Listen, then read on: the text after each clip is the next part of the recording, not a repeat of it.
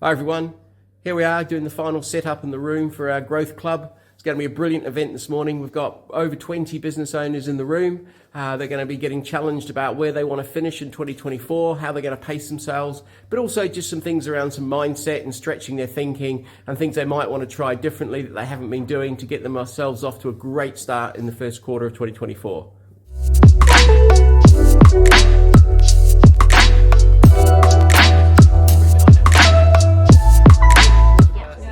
I love GrowthCLUB. I think it's a fantastic opportunity once a quarter to get together with other like-minded professionals to actually work on your business rather than in your business.